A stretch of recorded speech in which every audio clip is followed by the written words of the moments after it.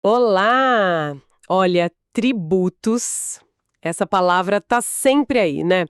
No jornal, na nossa conta bancária, nas discussões sobre o Brasil. A gente sabe que, bom, tem que pagar.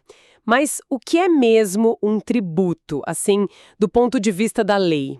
Parece fácil o dinheiro para o governo, só que a coisa é um pouco mais complexa e super importante para sacar como o país funciona. É verdade. E é bem isso que a gente vai tentar fazer hoje. Dar uma olhada mais de perto nesse conceito jurídico de tributo e na estrutura geral do nosso sistema tributário nacional, sabe? Mergulhando um pouco no que o pessoal especializado diz. E o negócio interessante que o material que a gente viu ressalta é como o direito tributário está ligado, mas muito ligado mesmo, na Constituição Federal. Talvez até mais que outros tipos de direito. Legal. Então a ideia é essa: descomplicar esses conceitos que são a base de tudo. A gente vai usar o material de referência para ajudar a entender melhor como a coisa toda da tributação é definida e organizada por aqui. Pronta para essa exploração? Beleza, vamos lá. Começando pelo básico, né? O que de fato define um tributo? Porque assim, a gente pensa logo em dinheiro, mas a definição jurídica, tipo como a que o professor Paulo de Barros Carvalho aborda e que está no nosso material, ela tem várias camadas. Exato, o material mostra isso bem. Tributo pode significar várias coisas, depende de como você olha. Pode ser, claro, a grana, o dinheiro que a gente entrega. Acho que esse é o jeito mais comum de pensar. Sim, o dinheiro vivo. Isso. Mas também pode ser a prestação, ou seja, o ato mesmo, a ação de cumprir aquele dever que a lei impõe. É o contribuinte, tipo, pagando o que deve. O ato de pagar. É. E se a gente olhar pelo lado do governo, do fisco, é o direito que ele tem de exigir o pagamento. Mas aqui tem um detalhe bom que o material traz. Talvez seja melhor chamar de poder-dever. Poder-dever? Como assim? É que a autoridade fiscal, ela não pode simplesmente escolher não cobrar, sabe? Se o tributo é devido, ela tem que cobrar, é uma obrigação dela. Pensa num fiscal de trânsito. Ele vê lá a infração, ele não pode só olhar para o lado, né? Ele tem o dever de multar. Para cobrar tributo, a lógica é parecida. Ah, entendi essa ideia. Não é uma escolha para o Estado, é uma obrigação cobrar. Faz sentido. Mas você falou que tinha mais camadas. Sim, sim. O conceito vai além. Ele abrange toda a relação jurídica tributária. É como se fosse um laço legal, invisível, que aparece na hora que acontece o tal do fato gerador. Fato gerador. Tipo, o que dispara a cobrança. Exatamente. É um evento econômico que a lei prevê. Pode ser receber salário, vender uma mercadoria, ser dono de um imóvel, doar um bem. Quando isso acontece, nasce essa relação jurídica. E ela liga o dever de pagar, que é do cidadão ou da empresa, né, o contribuinte, com o poder-dever de cobrar, que é do governo, o fisco. Então não é só o dinheiro, nem só o ato de pagar, nem só o direito de cobrar. É toda essa conexão, esse vínculo legal que surge por causa das nossas atividades econômicas do dia a dia. É isso. Isso mesmo. E dá para ir até um pouco além. A gente pode incluir a própria norma jurídica. Pode ser a lei que criou o tributo lá atrás, ou pode ser um ato que torna ele concreto para você. Tipo, a notificação do IPTU que chega pelo correio, ou a declaração do imposto de renda que a gente entrega todo ano. A visão mais, digamos, completa que o material apresenta junta tudo isso. A norma, que é a regra, o fato gerador, que é o gatilho econômico, e a relação jurídica, que é o vínculo que se forma. Nossa, isso muda bastante a ideia de dinheiro para o governo. Vira uma coisa muito mais estruturada, né? Uma interação legal mesmo, que a economia do cotidiano dispara. E tem alguma definição oficial na lei que amarra tudo isso? Tem sim. E o material nos leva direto para ela. É o famoso artigo 3º do Código Tributário Nacional, o CTN. Essa é a definição legal de referência, sabe? Vamos dar uma olhada nos pontos principais dela. Vamos lá. Segundo, compulsória, ou seja, é obrigatório. Não é se você quer pagar ou não, a lei obriga. Não é doação, né? De jeito nenhum. Terceiro, em moeda ou cujo valor nela se possa exprimir. Tem que ter um valor em reais, um valor monetário claro. E quarto, esse aqui é, olha, fundamental, que não constitua sanção de ato ilícito. Opa, peraí. Esse ponto parece chave mesmo. Quer dizer que pagar imposto, por mais que seja pesado, não é uma punição. É diferente, sei lá, de levar uma multa de trânsito. Exatamente. Perfeito. A multa de trânsito, ela pune uma infração, algo errado que você fez. O tributo não. Ele nasce de um ato lícito, uma situação que a lei previu. Ter renda, vender alguma coisa, ser proprietário. São coisas lícitas. Claro, um auto de infração da Receita, por exemplo, ele pode cobrar o imposto que você não pagou e uma multa pelo atraso ou pela sonegação. Mas aí são duas coisas diferentes conceitualmente, entende? Uma é a obrigação original, que é o tributo. A outra é a penalidade pela irregularidade, que é a multa. Pagar o IPTU não quer dizer que você fez algo errado. Quer dizer só que você tem um imóvel na cidade e a lei diz que isso gera um imposto. Nossa, isso muda totalmente a perspectiva. O tributo faz parte da regra do jogo de viver em sociedade, de ter atividade econômica. Não é um castigo. Entendi. E o que mais diz esse artigo 3º? E continua, quinto ponto, instituída em lei. Isso reforça um princípio básico do direito tributário, o da legalidade. Só uma lei, aprovada pelo legislativo, pode criar um tributo ou aumentar um que já existe. Não pode ser por um decreto do presidente ou uma portaria de ministro, sabe? Tem que ter lei formal. Entendi. Precisa passar pelo Congresso, ou pela Assembleia Legislativa, ou pela Câmara Municipal. Isso. E o sexto e último ponto, cobrada mediante a atividade administrativa plenamente vinculada. Isso volta naquela ideia do poder-dever que a gente falou. O fiscal, a administração pública, não tem escolha. Se a lei existe, se o fato gerador aconteceu, a cobrança tem que ser feita. Não tem margem para decidir, para esse aqui eu não vou cobrar. A atividade é vinculada à lei. Certo. Então, a definição da lei junta tudo. É em dinheiro, é obrigatório, nasce de um ato que não é ilícito, importante, não é multa, tem que ter uma lei específica criando e a cobrança é um dever do Estado, não uma opção. Fechou bem o conceito. Exatamente. E o material ainda menciona rapidinho o artigo 5º do CTN. Ele traz outra ideia-chave. O que define mesmo a natureza de um tributo é o fato gerador dele, o evento que faz ele nascer. Não importa o nome que a lei dá para ele, tipo taxa de conservação ou contribuição para o custeio, nem para onde o dinheiro vai depois. Se for uma cobrança obrigatória, em dinheiro, criada por lei e que não seja uma multa por algo ilícito, então é tributo. O nome ou o destino da arrecadação não muda isso. A essência está no fato gerador. Faz todo sentido. O que importa é o gatilho econômico que a lei definiu. Ok, acho que ficou bem mais claro o que é um tributo. Mas como é que essas várias cobranças se organizam no Brasil todo? Você falou da Constituição. Qual é o papel dela nisso? Ótima pergunta para a gente seguir. A Constituição Federal é quem desenha o mapa do sistema. A função principal dela aqui não é criar os tributos, um por um. É distribuir a competência tributária. Competência tributária. Tipo, quem pode fazer o quê? Exatamente. Ela define quem tem o poder de criar quais tributos.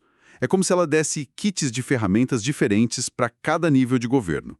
Um para a União, um para os estados e para o Distrito Federal e outro para os municípios. Ah, então a Constituição não fala pague X de imposto de renda. Mas sim, União, você tem a permissão para criar um imposto sobre a renda. Estados, vocês podem criar um imposto sobre circulação de mercadorias. É essa a lógica. 3 e o 156.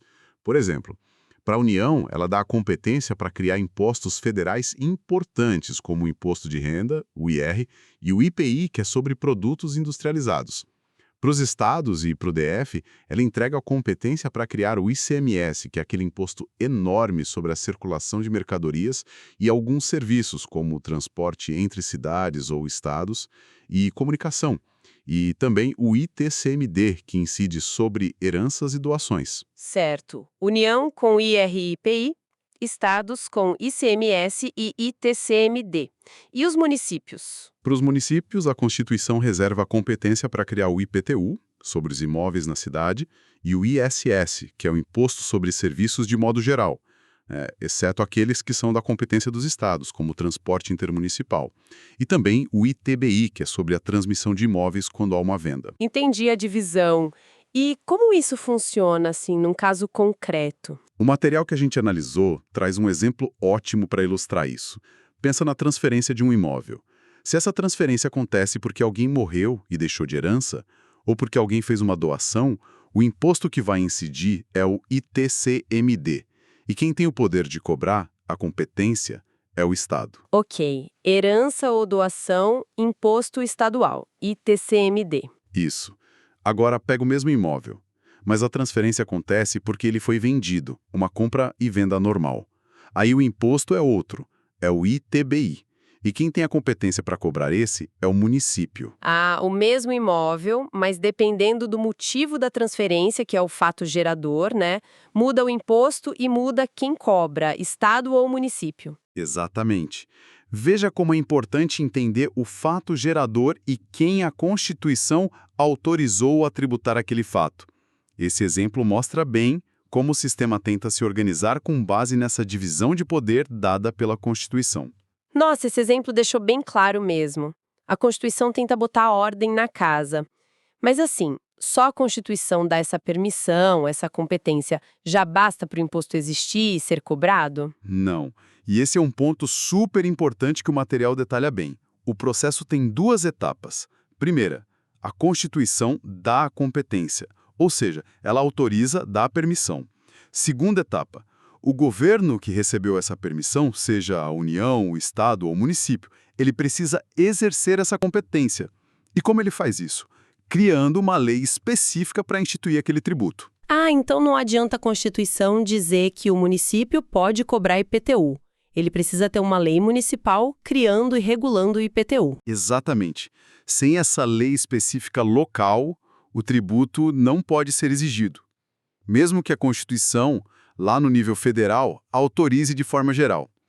Cada estado tem que ter a sua lei do ICMS, cada município tem que ter a sua lei do ISS, a sua lei do IPTU. Puxa, então isso significa que, sei lá, a regra do ICMS pode ser diferente em São Paulo e na Bahia?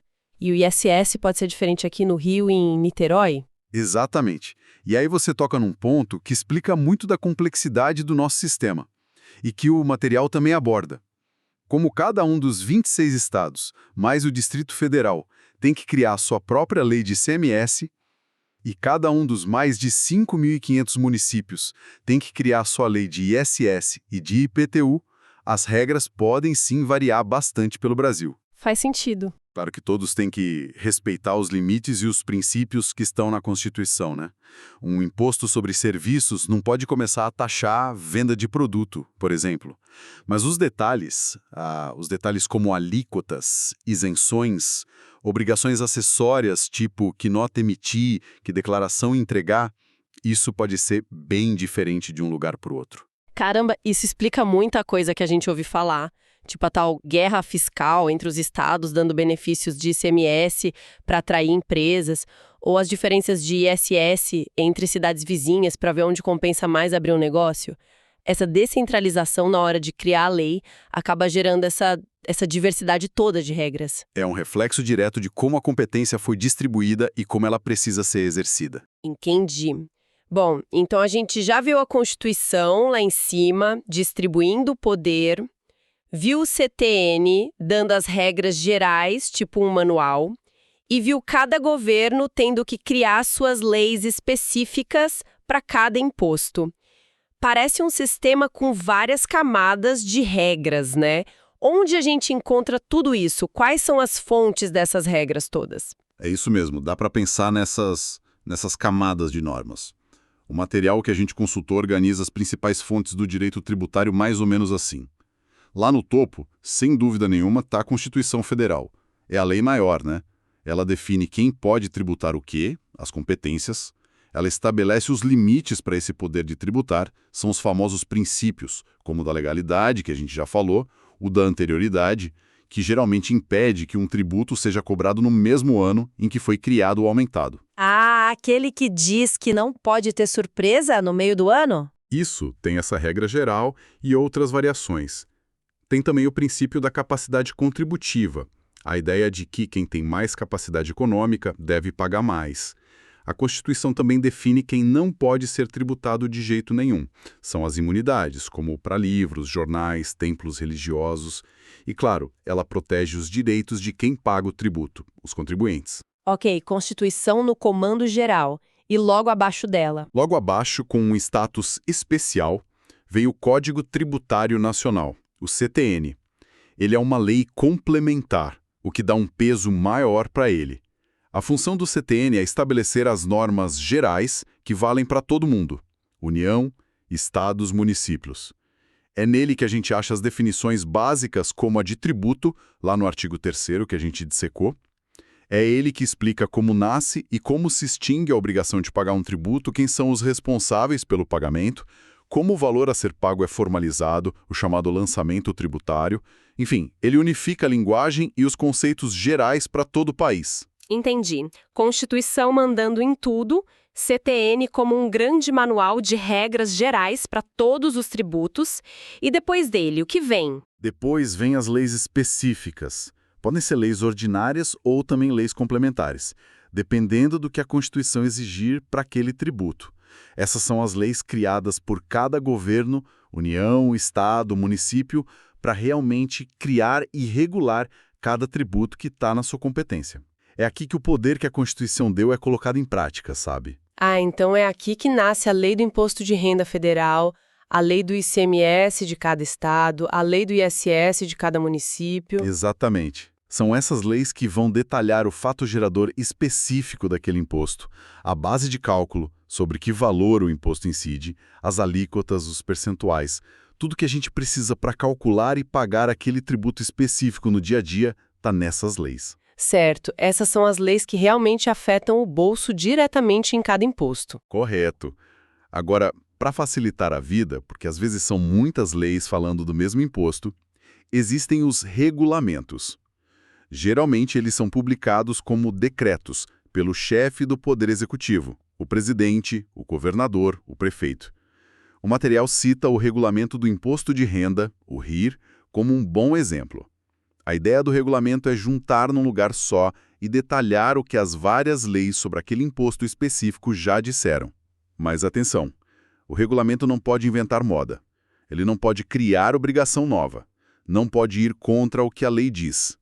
Ele só pode organizar, consolidar e explicar a lei. Ele não inova, só facilita a consulta e a aplicação. Isso. E num nível ainda mais, digamos, operacional, a gente tem os atos administrativos normativos.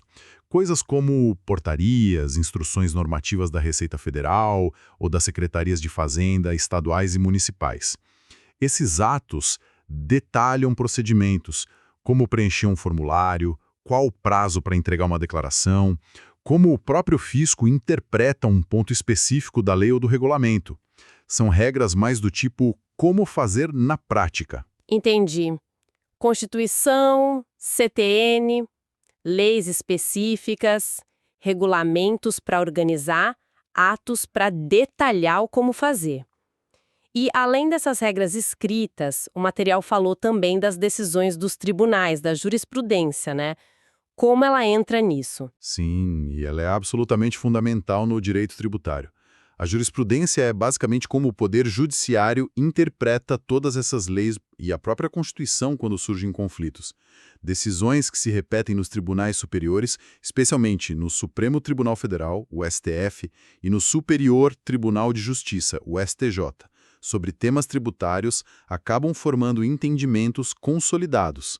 Muitas vezes são essas decisões que resolvem brigas que duram anos entre fisco e contribuintes. E tem algumas decisões que são mais fortes que outras, né? Tem sim. Algumas decisões do STF, que são chamadas de súmulas vinculantes, são tão importantes que viram regra obrigatória para toda a administração pública, Receita, Secretarias de Fazenda e também para os outros juízes e tribunais do país. Elas têm uma força enorme. E tem um outro tipo de jurisprudência que o material destaca, e que no dia a dia tributário é importantíssimo, a jurisprudência administrativa. Administrativa? Como assim? São as decisões tomadas por órgãos que julgam as brigas entre o fisco e o contribuinte dentro da própria estrutura do governo, antes de ir para a justiça ou às vezes nem precisa ir. O exemplo mais conhecido em nível federal é o CARF, o Conselho Administrativo de Recursos Fiscais. Ele julga recursos de autos de infração da Receita Federal, por exemplo. Ah, tipo um tribunal dentro do próprio governo? É mais ou menos isso. E as decisões desses órgãos, especialmente as do CARF, costumam ser muito técnicas, muito detalhadas. Elas acabam criando precedentes super importantes que guiam como o próprio fisco e as empresas vão interpretar e aplicar as leis e regulamentos no futuro. Muita gente acompanha de perto as decisões do CARF, porque elas dão pistas importantes sobre como as coisas vão funcionar. Uau! É realmente um ecossistema bem complexo de regras. Tem a Constituição lá no topo, o CTN dando a base, as leis específicas de cada lugar, os regulamentos para tentar juntar tudo, os atos normativos para o dia a dia e, ainda por cima, as interpretações que vêm dos tribunais na justiça e também desses órgãos administrativos como o CARF. Não é à toa que o pessoal diz que a área tributária é tão especializada. Bom, acho que a gente fez um belo percurso hoje, hein? Recapitulando rapidinho os pontos altos dessa nossa conversa, a gente viu que tributo é bem mais que só dinheiro, é toda uma relação jurídica complexa que nasce de fatos econômicos que são lícitos. Vimos aquela diferença super importante entre tributo, que é uma obrigação, e multa, que é uma sanção por algo errado. Entendemos como a Constituição distribui o poder de criar impostos, mas que precisa da lei específica de cada governo para a coisa valer. E, por fim, mapeamos as várias fontes de onde vêm as regras, desde a Constituição até essas decisões administrativas importantes. Exato. E acho que o ponto central é por que isso tudo importa para quem está nos ouvindo, né? Porque entender, mesmo que seja o básico desses fundamentos, ajuda muito a gente a navegar nesse sistema que, vamos combinar, afeta todo mundo. Seja na hora de pagar o IPTU de casa, de entender a nota fiscal de um serviço que a gente contratou, ou até para quem tem empresa, tomar decisões mais estratégicas. Saber que tributo precisa de lei, que não é castigo, que as regras podem variar de um lugar para o outro. Tudo isso nos torna cidadãos e, enfim, agentes econômicos mais conscientes, né? Com certeza. E para a gente fechar, acho que vale deixar uma provocação no ar, para a gente pensar um pouco mais. Pois é, se a gente conectar tudo isso que a gente conversou com o que está acontecendo agora, a gente viu como essa divisão de poder, essa necessidade de leis em cada estado, em cada município, gera uma baita complexidade. O material que a gente usou menciona de passagem a recente emenda constitucional 132, que veio da reforma tributária. Então fica a pergunta no ar, né? Como que essas mudanças da reforma tentam de fato enfrentar esses desafios de simplificar, de unificar um pouco as coisas, considerando essa nossa estrutura federativa e talvez o ponto mais sensível ainda, quais são as tensões que inevitavelmente surgem quando se tenta equilibrar os interesses e a autonomia financeira da União, dos estados e dos municípios nesse novo desenho do sistema. É um ponto para a gente ficar de olho, ligando esses conceitos que a gente viu hoje com os debates que vão moldar o futuro dos tributos no Brasil.